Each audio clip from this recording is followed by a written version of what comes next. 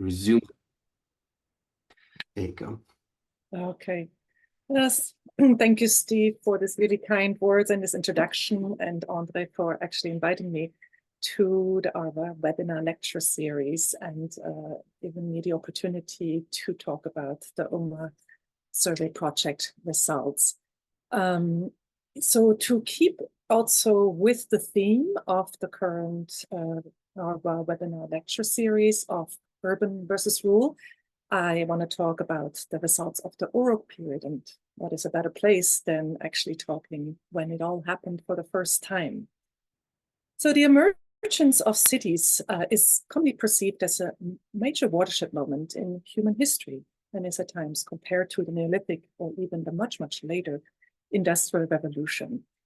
Each symbolizes the culmination of profound changes in the social and economic order that result in the formation of radically new political arrangements that alter irreversible all aspects of society. The earliest recorded example of such a transformation, I'm sorry, it doesn't let me, oh, yes, okay, so. For some reason, it doesn't let me, okay, here we go. Sorry about this. The earliest recorded instance of such a transformation process occurred in 4th millennium BC Southern Mesopotamia with the emergence of the first city called Uruk, and you can see it there on the map. Over the span of 1 millennium, which is also known as the Uruk period, the site of Varka, which is the modern name for Uruk, expanded to urban proportion, ultimately encompassing an area of 250 hectares at its peak. At the end of 4th millennium, this urban landscape not only harbored unparalleled aggregates of individuals, which has been estimated to range between 25 to 50,000 inhabitants, but was also distinguished by an array of imposing square-shaped rectangular buildings of monumental site, which were concentrated in 2 precincts called the Eana. I do not know, I think each time actually there is someone admitted, I cannot move on. So I'm sorry, this is a little bit delayed. So this urban landscape was also distinguished by an array of imposing square-shaped buildings of monumental site that were concentrated in 2 precincts, known as the Eana, which was dedicated to the goddess Inanna, and the Kulaba, which was dedicated to the sky god Anu. As cities grew, the Neolithic communities transformed into urban stratified society with greater disparity in wealth, specialization in economic activities, and the beginning of elite control, indicated by the invention, but also, of course, by the use of tools of accounting and administration, such as cylinder seals, tokens, and clay bullets, and ultimately proto-cuneiform writing. Demographically, the Uruk period, particularly the late Uruk period, saw a settlement density that was totally unprecedented.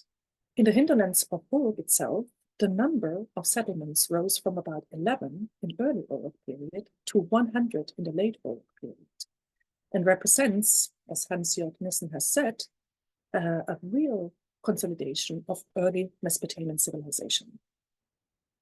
Moreover, from the middle Uruk period onwards, there was a considerable expansion of Uruk culture into neighboring regions.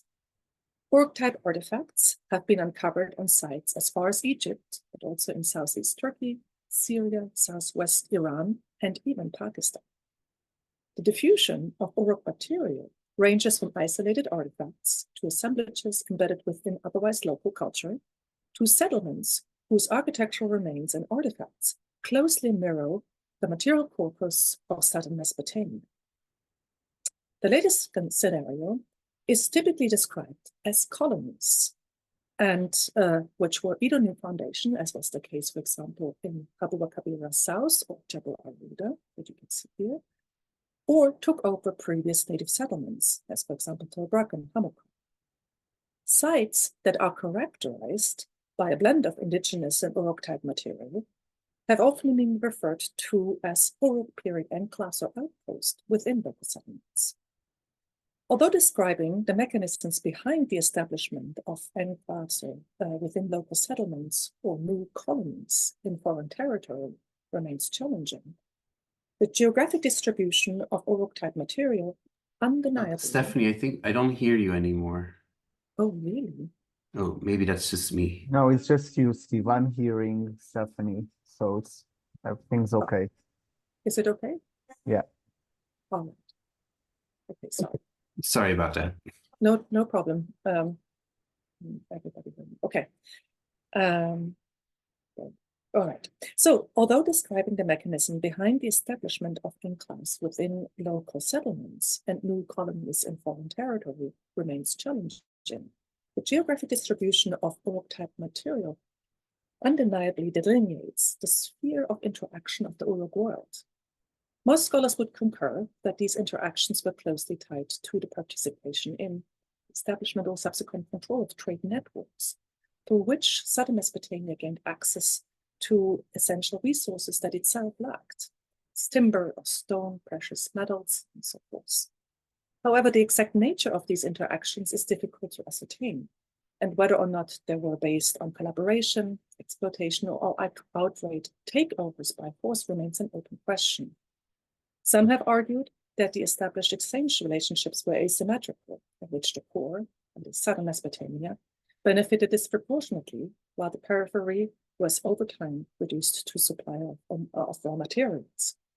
However, new archaeological discoveries, particularly those of Michele, have shown that communities of the periphery were no less complex compared to those of Southern Mesopotamia and suggests more equitable trade relationships. Some have suggested that the spread of Uruk material was not primarily driven by trade, but rather by disaffected segments of Uruk society venturing into foreign territories in the search of unclaimed land for them to settle or cultivate. Along these lines is the suggestion that has been posed by Hans-Jörg Nissen that the spread of Uruk material may not be the product of colonization or trade, but the result of adopting Mesopotamian innovations, particularly those related to administration and accounting, as a solution to organizational pressures and problems that had arisen in these regions just as much as it has in Southern Mesopotamia. Yet others have suggested that the perplexing level of uniformity, in particular the beveled rim bowl, you can see here, across a wide region, may be the result of a continuous circulation of potters throughout the Uruk world through indigenous marriages within a new social class of craft specialists. And that suggestion has been made by Henry Wright. The analysis and understanding of the Uruk phenomenon has been plagued by issues of chronology. For the longest, it was not possible to distinguish with confidence between early, middle, and late Uruk period and the Uruk material culture. What has been defined logically as the Uruk period lasted for nearly 1 millennium.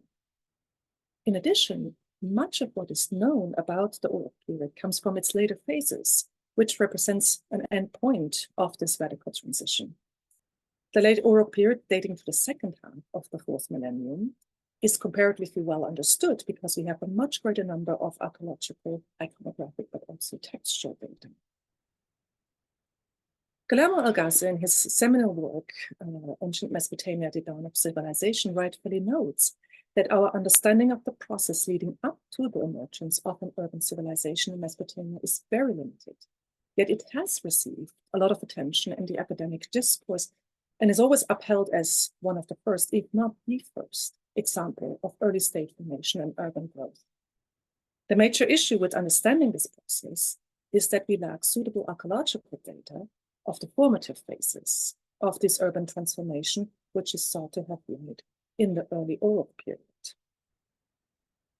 The exposure of excavated Uruk layers at places such as at Nippur, also Abu Salabi, Kafaji, Eridu, of course in Uruk itself, has been very restricted in scale, but also, as was the case in Uruk, focused primarily on administrative and religious center.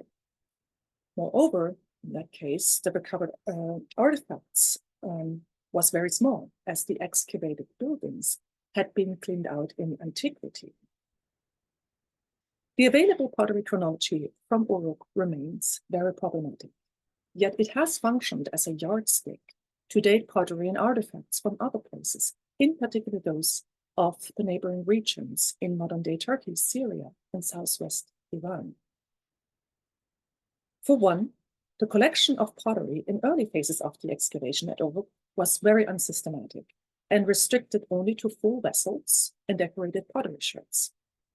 Even though the deep sounding was thought to rectify the lack of a pottery chronology, the attribution of pottery shapes and artifacts to specific time frames is by no means secure. The layers of the deep sounding were all trash layers, and none of the findings can be considered in situ.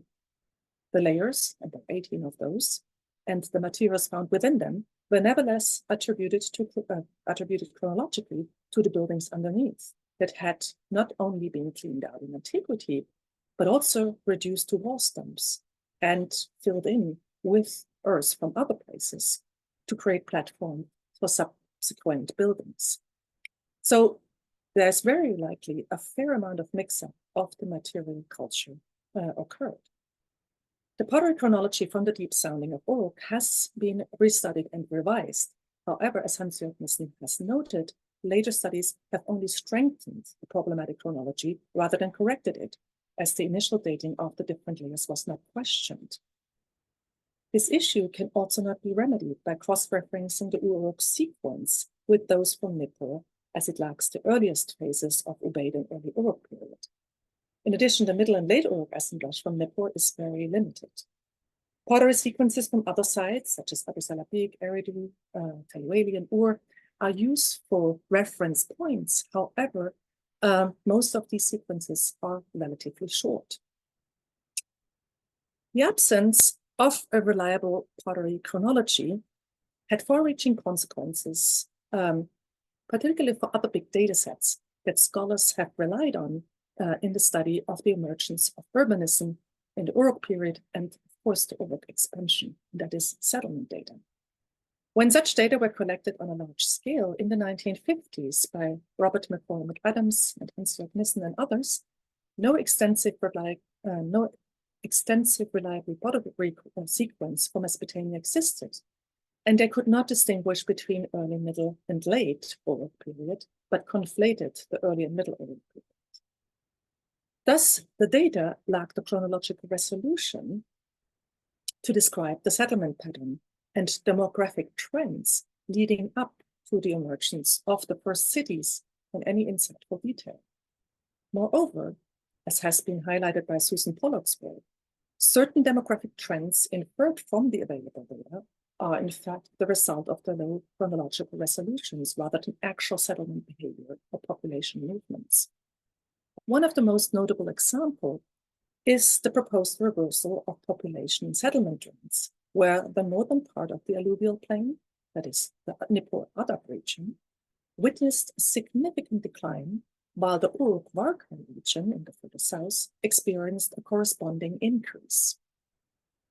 These trends have been interpreted by Robert McCormick Adams as indicative of a significant population shift from the northern regions to the south. As Pollock's reanalysis of the settlement data shows, a fundamentally different picture emerges when the so-called contemporaneity problem is taken into consideration, spearheaded by Robert Debois. It's also what's called the Debois method. The contemporary problem highlights the challenge that arises when a site yields archaeological material from a specific historical period, but may not have been continuously occupied throughout its entirety.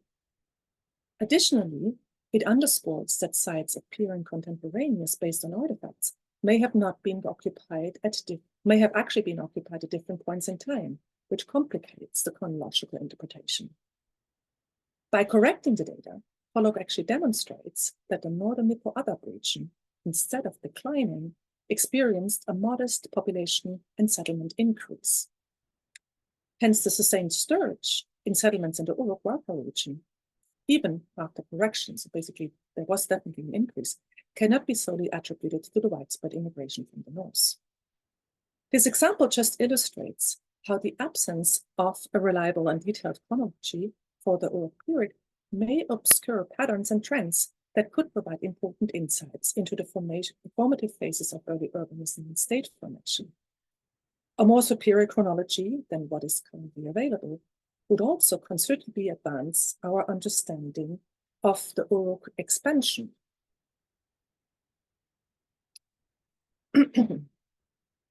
It would facilitate a more precise reconstruction. It would facilitate a more precise reconstruction of the timeline of the Uruk incursion and document its complexity, based on which we could offer more accurate insights into what may have driven people from the Uruk region to establish themselves in distant land and embed themselves in foreign nations.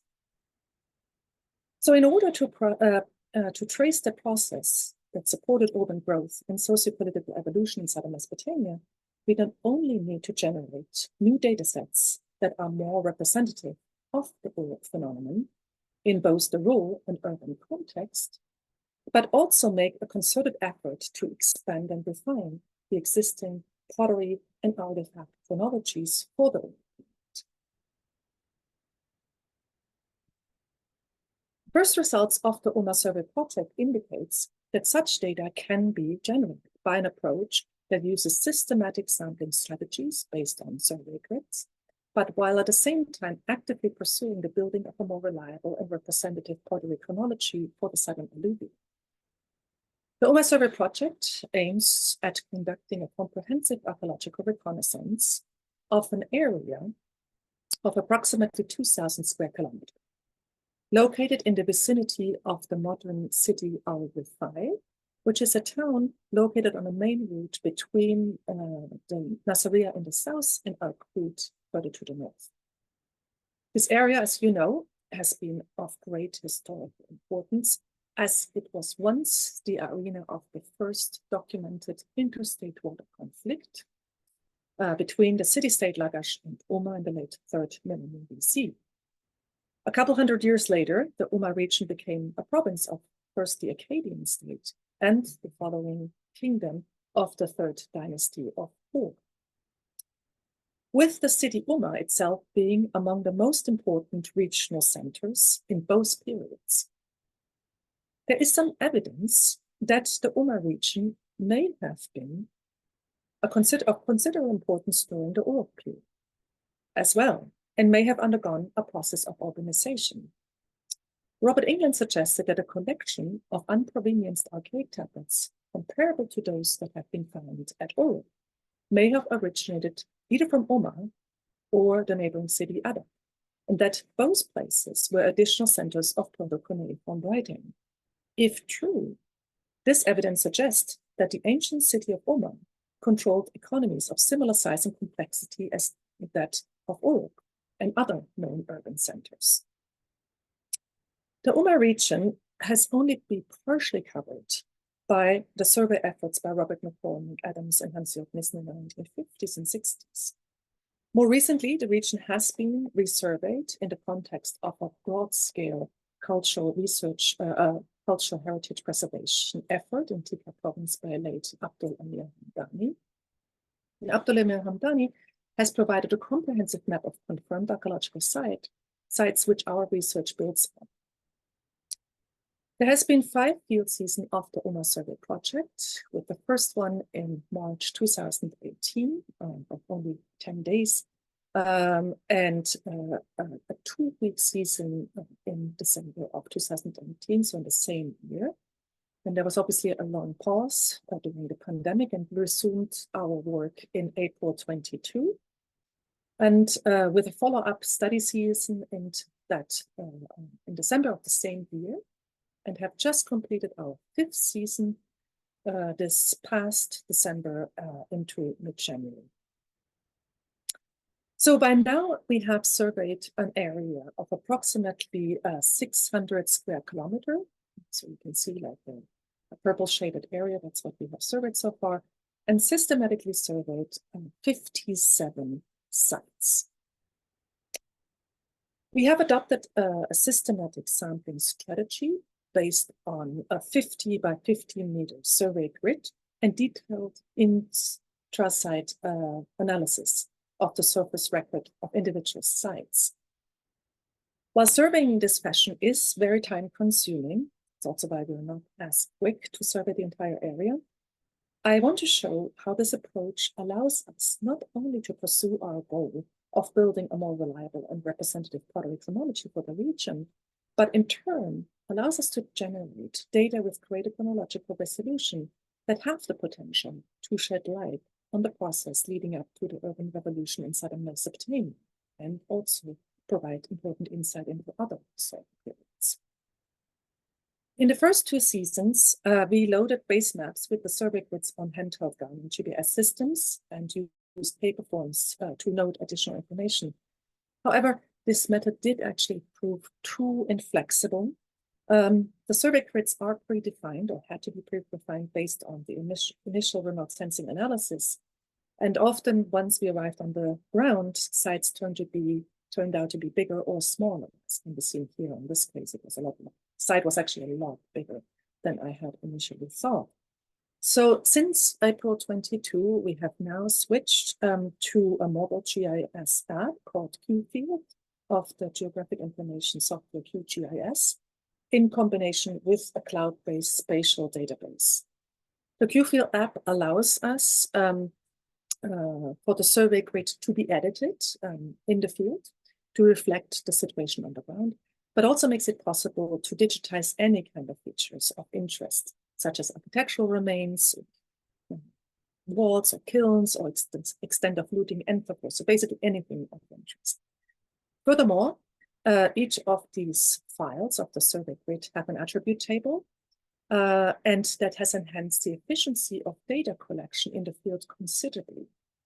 The information that's entered directly into the attached attribute form includes basic information such as the date, who surveyed the square, but more importantly, also lets us record what artifacts we do not collect but are of importance, such as large stones, slags, or bricks.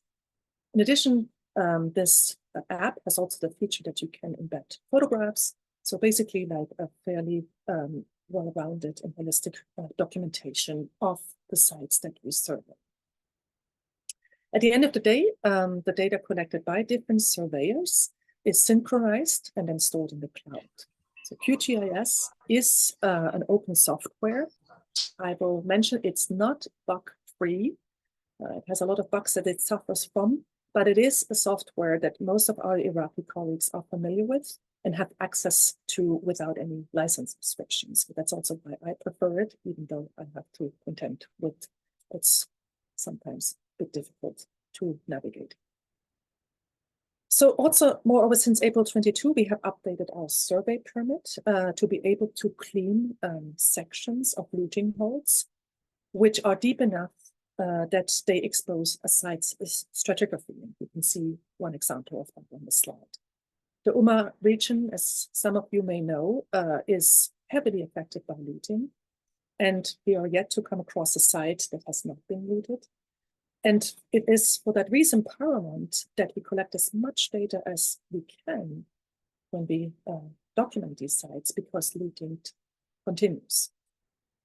In addition, we have also begun now to document each site by drone imagery, which not only provides us then with high resolution photographs of each site, but also allows us further to monitor looting across the region when we compare it to the satellite imagery, which tend to be 4 to 10 years, most of the time 4 to 10 years older. So you can see actually how the sites are faring across the region with regards to looting. The 57 sites that we have surveyed so far date to a period from as early as the 6th millennium till the 2nd millennium BC, followed by a hiatus of nearly a millennium, until the area gets resettled again at the end of the 1st millennium BC and the beginning of the 1st millennium AD. The result corresponds well with what has been documented, or the settlement history that has been documented by Adams and Nissen further to the west. And it has been argued that the widespread abandonment of sites after the Old Babylonian period can be attributed to the rivers changing their course and leaving most of the area without water. It was not until the first millennium BC and AD when empires of the early antiquity made a concerted effort to restore the water supply to former productive agricultural areas. As a result, many of the sites dating to the late 3rd and 2nd millennium have been reoccupied by, Parthians, Sasanian, and so forth occupations. As can be seen, and has also been documented in other regions, there's a drastic increase in settlements during the Uruk period. The increase that you see here on this in this graph is in numbers of settlements and not in total occupied area. Since we have not analyzed all the data that we have collected so far, I do not know yet what that number is in detail. So our project is in a fortunate position that our lead ceramic specialist and co-director and co-author, Angelo Di Michele, is also a member of the Uruk excavation project, which is led by Sebastian Ray and the British Museum. Through that cooperation, we have access to newly excavated pottery material from secured stratigraphic context that can be assigned to early, middle, and late Uruk period with certainty. Those pottery indicators, though small in number, are important chronological corner points based on which we're able to identify occupational layers that date to a single period. The pottery material found in the areas to date to either early, middle, or late Uruk period, in turn, allows to expand and refine the existing pottery typology to enhance its chronological resolution, as well as increase its representativeness of pottery traditions of the Uruk period for both the rural and urban context. In the past, most of it has been actually focused on the urban context. 16 of the 57 surveyed sites date to the 4th millennium, with 4 having a single period occupation. 3 of them date to the Middle Uruk period, and 1 dating to the Late Uruk. The size of the sites dating to the Uruk period range between half a hectare to 13 hectares, with the majority falling into the small hamlet and village category. The ability to distinguish between early, middle, and late Uruk period provides important insights into the demographic trends underlying urban growth in Southern Mesopotamia. As you can see on the graph, there's a significant increase in numbers of settlements in the Middle Uruk period, with a considerable amount of new foundations of settlements. As mentioned earlier, 3 out of the 4 single period sites date to the Middle Uruk period.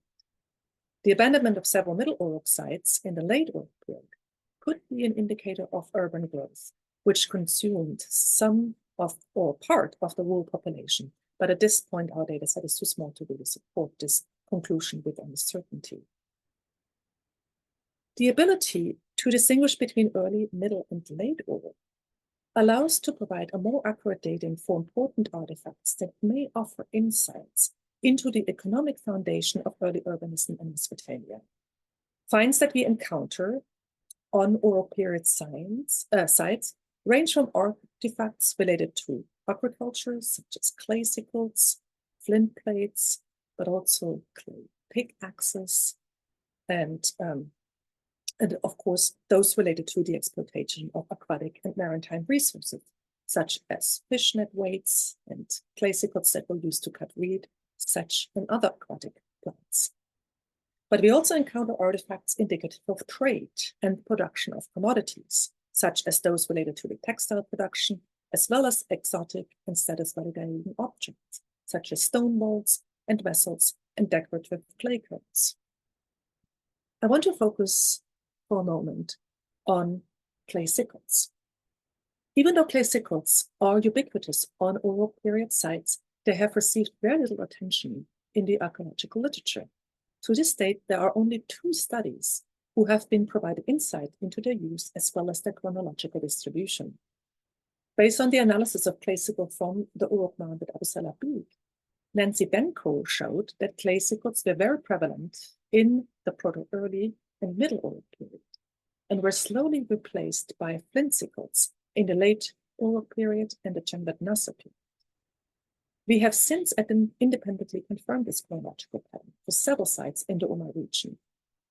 The chronological distribution is particularly clear from the site called Bashir, seen here on the slide. This is a 10-hectare site that was occupied from the early Uruk period up to the early dynastic I period. This site has two distinct settlement mounds, as you can see, heavily looted, and I believe that part of the site has been raised by agricultural activities. Our square-by-square analysis on the surface record allowed us to show that the early Uruk occupation was concentrated at the northern part of the site, while the late Uruk occupation in the southern part of the site. The site appears to grow considerably during the Middle Uruk period and diminishes again in the late Uruk period. When plotting sickles, as well as the distribution of the iconic beveled rim bowl, both were clearly associated with early and middle Uruk, with the clay sickles showing an even closer association with the early Uruk occupation. We were able to confirm this also in other sites, that clay sickles were associated with early and middle Uruk period. This finding is insofar significant as the useful analysis on clay sickles from the Ubaid levels at Tel Aweli by Anderson Rolfo showed that they were used not only for cutting grain, but also for cutting aquatic plants such as reed and sedges. The useful analysis further revealed that sickles' shape differed according to their use, with those for cutting reed having a closed form and a narrow blade, which you can see here on the right, while those used for cutting grain had an open form with a broader plate. Thus, as such, clay sickles are important indicators of grain production, as well as the exploitation of aquatic resources, whose quantification would provide important insights to describe the kind of economies that had once underpinned urban growth and the emergence of socio-political complexity in the Uruk period. Scholars have suggested that the interregional trade networks of the late Uruk period built on early local exchange systems among communities who specialized in exploiting a variety of complementary ecosystems of southern Mesopotamia.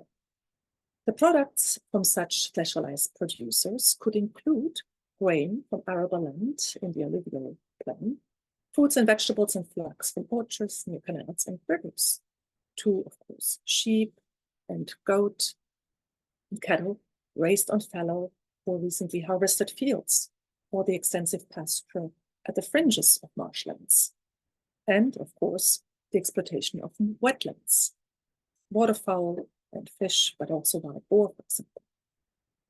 So, if correct, the clay sickles with the broader plate versus the narrow plate could become key in identifying communities specialized more on exploitation of wetlands versus those primarily engaged in the cultivation of grain. The surface find from a site called Abu Jarabil, dating to the Ubaid period up to the early dynastic period, with a Seleucid Parthian occupation later on, show that such a distinction may be possible. While the Ubaid community at Abu Jarabil engaged in the cultivation of grain, which is shown by clay sickles with a broader plate, or the other artifacts that we had found on the surface focus primarily on the exploitation of wetlands. Not only did we find the characteristic sickle with a narrow plate that was used for cutting reed, but other artifacts such as wood, fishnet weights of different shapes for fishing, and these egg-shaped objects that you can see here on the slide may have been slingshot projectiles used to hunt waterfowl, and that is based on the ethnographic or ethnoarchaeological study done by Edward Oxenschlager at Lagash. So plotting the findings of clay sickles and as well as beveled rim bowls on other sites in the Umma region provides potential insight into the evolution of trade in the early and middle Uruk period. Out of the 57 sites that we have surveyed, there were additional 12 sites that did not have any Uruk period pottery, except for the beveled rim bowl and clay sickles, and in some cases, only clay sickles. The geographic distribution of regular Uruk sites that have the classic Uruk artifact assemblages, such as consisting of pottery and other items, to those with only consisting of clay sickles and beveled rim bowls show distinct different patterns. Most of the 16 regular Uruk sites were concentrated at the center of the alluvium, where the 4th and 3rd millennium watercourses are thought to have been located. The geographic distribution of sites with only beveled rim bowls and sickles show a very different geographic distribution. Not only are they concentrated along a corridor stretching west to east, but some of the sites were some 20 to 30 kilometers away from the concentration of regular Uruk sites. Clearly, some occupation of these sites existed in the Uruk period, but what might appear as more temporary or ephemeral, and suggest that these may represent outposts either related to trade or the exploitation of specific resources. The fact that we have found pieces of obsidian in Al-Rifai, which is the site furthest away from regular Uruk sites at the center of the alluvium, in the square where we also found sickles and pieces of the beveled rim bowl, suggests that these outposts may have been related or connected to trade. An alternative explanation has been provided by Henry Wright, because Henry Wright rightfully notes that while the general lack of resources in the southern alluvium is often cited as the main reason for international trade or interregional trade, he notes that many useful and valuable resources were only in a few days' radius, travel radius. Among those are that east of the Zagros foothills were fine grained stone useful for making flint plates, bitumen found in the middle Euphrates and Middle Tigris Valley, but also in Khuzestan in Iran, as well as hardwood trees that were only 2 to 3 travels away from major population aggregates. Particularly dense concentration of medium gray cherts are found northwest of Susa and southeast of Lower Mesopotamia. The analysis of flint plates from Abu Salabi provided evidence that the chert used for the flint plates there actually came from that region. And thus, Wright suggests that finds like that may not be actually a sign of exchange or trading, but indeed, many of these resources could have been obtained by direct visits of procurement groups. Maybe a little bit far-fetched, but it's possible that these outposts of the sites that have aligned from like a corridor to the east may have been related to the procurement of said resources. And we do find actually this gray chart that Wright has talked about, and also actually from the excavation that he has conducted at Khuzestan. We have obviously not done exactly the analysis yet, but we do find a lot of these flints on Uruk period sites.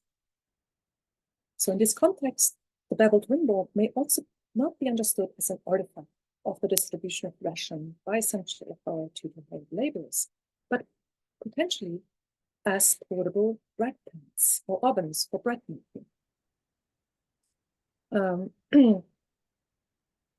That has been suggested by Daniel Potts for beveled rim bowls that are found in the Iranian plateau, very similar to the Egyptian bajas of Ophir in Egypt. New residues analysis of beveled rim bowls from the Middle Euphrates region in modern-day Syria provide not 100% conclusive, but very suggestive evidence that these bowls indeed have been used to make leavened bread. Given that secrets, as have been shown before, date to the early and middle Uruk period, suggest that these patterns that are shown do reveal some insights into the evolution of trade networks that may have fueled the emergence of the cities and socio-political complexity. Insights into the evolution of trade is provided by another single period site of at Lale. This 3-hectare site is just less than 1 kilometer north of the city of Sabalam, and has a single occupation dating to the late Uruk period, with a much later occupation dating to the Parthian-Sasanian period. The surface record of the site contains, next to many late Uruk pottery pieces, however not the Babylonian wall, also objects that you can see here on the slide, which resemble very much the eye idols that have been found on many sites, particularly those of northern Mesopotamia, and which have been called clay spectacle idols. Clay spectacle idols have been found in layers dating to the 4th millennium in northern Iraq and Tel Gabra, but also in Syria, in Tel Hamakar and Tel, also in Anatolia, in Aslan Tepe, and on the Iranian plateau in Choganesh. It has been suggested that this artifact was a tool used in textile production, either in dyeing wool or creating wool threads through the 2 perforated openings. Square-shaped work stoned objects, all round, of the same size and weight, were found in the same or adjacent space to the clay spectacle, suggesting that they may have been used in textile production as well, even though I do not know exactly how. The finding of Adlail may be indicative of an expanding production of wool textiles, and which was the prime export commodity fueling international or interregional trade, particularly at the late Uruk period. It has been argued that the production of wool and textile in the late Uruk period reached industrial scale and appears, as far as we can tell, to be an urban phenomenon controlled by elites and conducted or carried out by dependent women. Al-Ghazi suggests, however, that activities related to the wool production, such as raising sheep, plugging the wool, washing it, sorting it, transporting, spinning, forming it, may have been done in subsidiary smaller settlements surrounding the urban places. In that regards, the site's proximity to the city of Sabalam may be significant. Even though the excavated layers in Sabalam date to later periods, Adams and Nissen do note that the occupation of the site may have started in the Uruk period.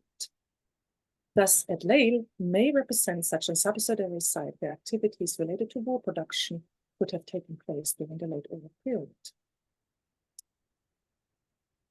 I hope I was able to show the potential of newly collected archaeological data with higher chronological resolution provide insights into the type of economies that underpinned the urban revolution in Mesopotamian alluvium. I hope we have also shown that having a better chronological control over some key artifacts has the potential in providing insights in the evolution of trade and trade commodities. Al-Ghazi has pointed out that scholars of the ancient Near East have not sufficiently considered the role of trade in understanding or explaining early urbanism in Mesopotamia. Trade is often key in the initial evolution of cities, but also cements their central place later on in the settlement hierarchy. Furthermore, the related cross-cultural interaction engender and also explains social change. Particularly related innovation in transportation and communication technologies, as well as the management of labor and resources, can be decisive in the process of socio-political evolution and urbanism.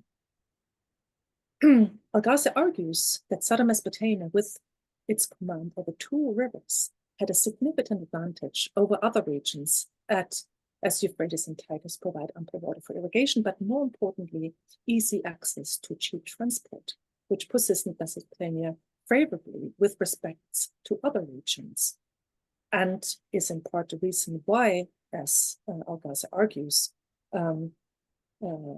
the development of an urban civilization developed there ahead of most places around the world. The available data of the Uruk period to test these hypotheses that Al-Ghazi has brought forward in his book are grossly inadequate. They are by no means representative, and on top lack the chronological resolution necessary to trace the evolution of trade and its related creation of economic scales that fueled the urban transformation. We hope that we have shown that our approach, based on systematic sampling and recording strategies, allows to generate such data even from surface records. In addition, our data sample is more representative as it includes the systematic study also of rural sites.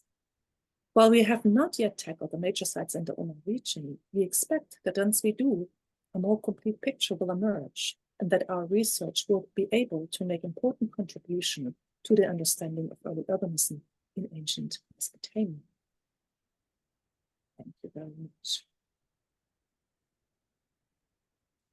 Thank you. So I'm